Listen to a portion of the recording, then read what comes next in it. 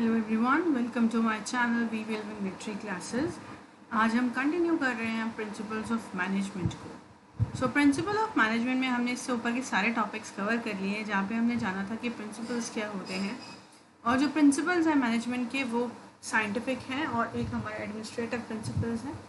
जो scientific principles हैं वो किसके द्वारा दिए गए हैं? एफ.डब्ल्यू. टेलर, जो कि फ्रेडरिक विंसलो टेलर हैं।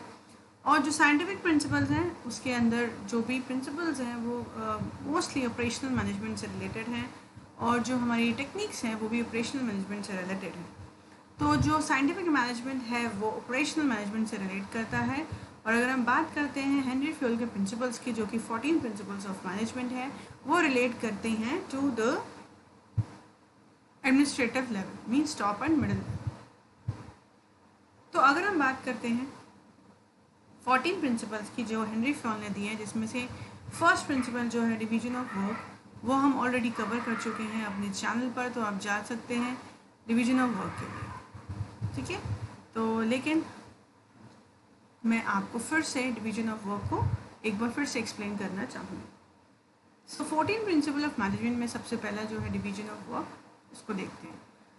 So work is divided into small tasks and jobs. A trained specialist who is competent and required to perform each job. Thus, division of work leads to specialization. Work is divided into small tasks and job. Work को छोटे task या jobs में divide करना चाहिए। A trained specialist who is competent is required to perform each job. और उसके लिए क्या होना चाहिए? ट्रेन स्पेशलिस्ट होना चाहिए उस पर्टिकुलर वर्क को करने के लिए। तो जो आपके काम है उसको अगर छोटे छोटे पार्ट्स में हमने डिवाइड किया है, वो हर एक काम को आप स्पेशलिस्ट लोगों को देंगे जो उस पर्टिकुलर वर्क में निपुण हैं, परफेक्ट हैं। तो उससे क्या होगा? उससे होगी स्पेशलाइजेशन। उससे क्या होगा?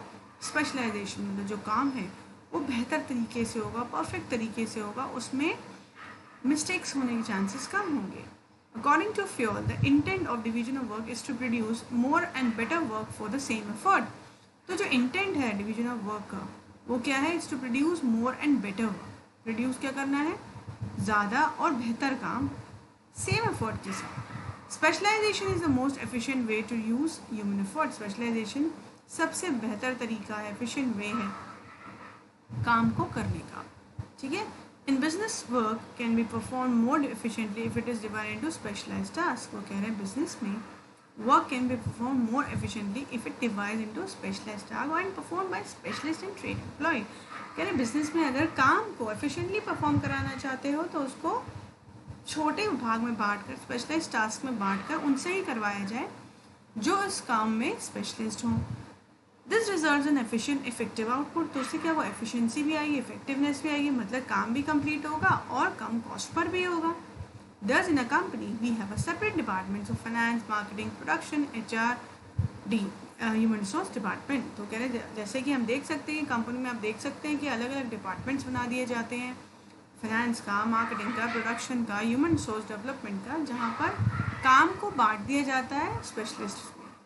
All of them have specialised person. और सबके अंदर क्या होते हैं? स्पेशलाइज्ड पर्सन होते हैं जो उस पर्टिकुलर फील्ड में परफेक्ट होते हैं, स्पेशलिस्ट होते हैं।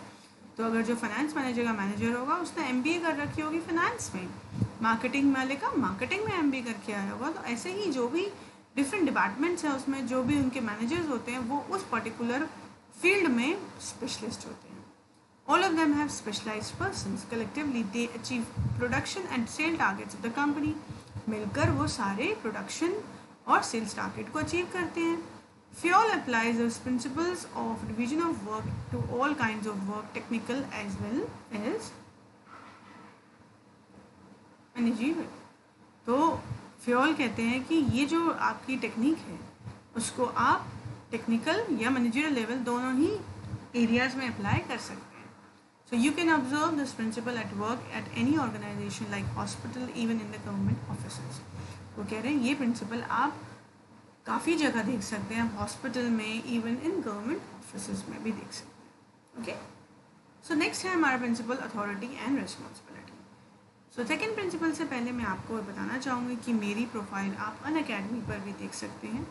मेरी प्रोफाइल अनअकैडमी पे आपको साक्षी अरोड़ा के नाम से मिलेगी, तो आप अनअकैडमी पर भी मेरी प्रोफाइल को देख सकते हैं। वहाँ पर आपको लेसन्स मिलेंगे इकोनॉमिक्स के भी, बिजनेस स्टडीज़ के भी और अकाउंटेंसी के भी। तो आप वहाँ से भी रिकॉर्डेड लेसन्स देख सकते हैं। चलिए आगे देखते हैं अथॉरिटी एंड रिस्पॉन्सिबिलिटी, जो कि हमारा सेकेंड प्रिंसिपल है। According to Fayol, authority is the right to give orders and obtain obedience. Authority क्या कहता है? ऑर्डर देना और ओबीडियंस लेना। ओबीडियंस मीन्स आप जिसको काम दे रहे हो वो आपको काम वापस करके देगा, मतलब वो आपको काम करके देगा, वो ओबे है, आपको उसको काम करके देना होगा, क्योंकि आपने उसको आपके पास वो पावर है कि आप किसी को ऑर्डर दे सको और काम वापस देखना है जिसको आपने ऑर्डर दिया। And responsibility is the corollary of authority, मतलब अथॉरिटी होगी तो साथ में अथॉरिटी उसके साथ रिस्पॉन्सिबिलिटी भी चलती है।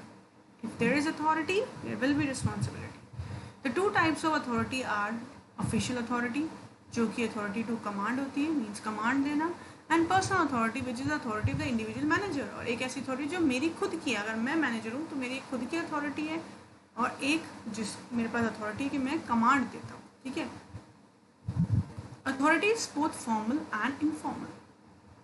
अथॉरिटी इवन फॉर्मल भी होती है और इनफॉर्मल भी होती है। Managers require authority commensurate with their responsibility. There should be a balance between authority and responsibility. तो मैनेजर्स के पास अथॉरिटी के साथ साथ जिम्मेदारी भी होती है और उनको उस दोनों चीज़ों को, अथॉरिटी रिस्पॉन्सिबिलिटी को प्रॉपर बैलेंस करना है। An organization should build safeguards against abuse of managerial power. At the same time, a manager should have necessary authority to carry out his responsibility. तो ये भी ध्यान रखना होता है कि ऑर्गेनाइजेशन के अंदर की जो मैनेजर्स हैं वो अपनी अथॉरिटी का गलत फ़ायदा ना उठाएं, ठीक है, और वो रिस्पॉन्सिबल हैं हर एक चीज़ के लिए, जो भी जिस चीज़ के लिए भी उनको अथॉरिटी दी गई है। For example, a sales manager has to negotiate a deal with a buyer. एक सेल्स मैनेजर को कहा गया कि वो एक बायर के साथ डील करे। She finds that if she can offer credit of rupees 60 days, she is likely to clinch the deal, which is supposed to fetch the company's net margin of say 50 crore.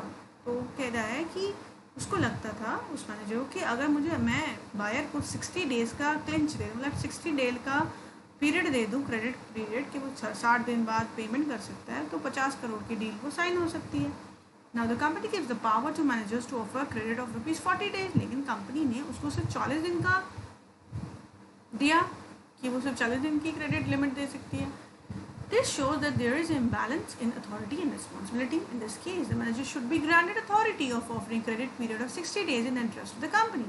तो यहाँ पे responsibility तो किया गया, उसको responsibility तो दिया कि वो डील क्रैक करे, लेकिन उसको अथॉरिटी नहीं दी गई कि अगर वो चाहे तो वो उसके अंदर थोड़ा बहुत चेंजेस कर सकती है और कंपनी के इंटरेस्ट के लिए वो उसको ला सकती है इस डील को, बट ऐसा नहीं हुआ। Similarly in this example, this manager should not be given a power to offer a credit of rupees 100 days because it is not required. लेकिन साथ में वो क्या कह रहे हैं कि इतनी भी ज़्यादा अथॉरिटी ना दे दो कि उसको हमने इतना पावर दे दी कि वो 100 दिन की क्रेडिट दे दे, लेकिन वो रिक्वायर्ड ही नहीं है, ठीक है ना। So there must be a balance between the both. A manager should have the right to punish a subordinate for willfully not obeying the legitimate order, but only after sufficient opportunity has been given to the subordinate for presenting her case. तो ये कह रहे हैं कि अगर manager चाहे, उस पर अथॉरिटी है, तो वो सबॉर्डिनेट को willfully पनिश कर सकता है अगर वो ऑर्डर को पूरा फुलफिल नहीं करता है, लेकिन पहले उसे सबॉर्डिनेट को भी चांस देना होगा कि वो अपने पॉइंट को क्या रखता है, कि उससे वो गलती क्यों हुई। सो आपको अपनी अथॉरिटी का गलत फ़ायदा नहीं उठाना है, लेकिन वो ये भी कह रहे हैं कि अगर आपको रिस्पॉन्सिबिलिटी दी जाती है तो उसके साथ अथॉरिटी भी प्रॉपर दी जाए। So there must be a proper balance between authority as well as responsibility. Okay, so next principle is discipline. So let's see what is discipline says. Discipline तो बहुत वर्ड आपने सुना होगा, स्कूल में discipline maintain होना चाहिए, तो वही डिसिप्लिन है ये भी। Discipline is the obedience to organization rules and employment agreement which are necessary for the working of the organization. Discipline क्या है? Organization के रूल को ओबे करना, और आपको जो एम्प्लॉयमेंट एग्रीमेंट में आपने जो साइन किया है उसकी जो भी कंडीशंस हैं उसको आपको पूरा करना है। According to Fuel, discipline requires good superiors at all levels, clear and fair agreements and judicious applications of penalties. Fuel कहते हैं कि discipline her requires good superiors at all. Discipline कहते हैं कि हर जगह अच्छे सुपीरियर हों, क्लियर और फेयर एग्रीमेंट्स हों, और पेनल्टीज़ का एप्लीकेशन हो, मतलब अगर कुछ गलत करता है बंदा, अगर सुपीरियर या सबॉर्डिनेट्स सुपीरियर की बात नहीं मानता सबॉर्डिनेट, तो उस पर पेनल्टी भी लगनी चाहिए. Suppose management and labor union have entered into an agreement whereby workers have agreed to put in extra hours without any additional payment to revive the company out of the loss. In return, the management has promised to increase wages of the workers when this mission is accomplished. अब वो कह रहे हैं कि suppose management और labour union में एक agreement हुआ कि वर्कर्स एक्स्ट्रा काम करेंगे, ठीक है, जिससे कंपनी लॉस से उभर सके. ठीक है. In return the management has promise to increase wages of the workers. उन्होंने प्रॉमिस किया कि हम आपकी वेजेस को बढ़ाएंगे अगर ये मिशन अकम्प्लिश हो जाता है. Here discipline when applied would mean that the workers and management both honour their commitments. तो यहाँ डिसिप्लिन है कि दोनों को अपने कमिटमेंट को पूरा करना है. Right, 1 second. हाँ, commitments without any prejudice towards one another. मतलब प्रेजुडिस नहीं करना है, मतलब अपने वादे को नहीं तोड़ना है. तो डिसिप्लिन बोथ हैंड से है, from management hand also and from the workers hands also, कि उनको भी अपने प्रॉमिस को पूरा करना है, उनको भी उस प्रॉमिस जो उन्होंने एग्रीमेंट किया है उसको पालन करना है. सो हेयर डिसिप्लिन जो है वो दोनों ही हैंड से है, मैनेजमेंट भी और लेबर, मतलब सुपीरियर के हैंड से भी और सबऑर्डिनेट के हैंड से भी. Okay. So this ends with today's video. We will continue the next principle, unity of command, in the coming video. Thank you very much. आपको अगर वीडियो अच्छा लगा हो तो उसे लाइक शेयर ज़रूर करिए और चैनल को सब्सक्राइब करिए. Thank you very much.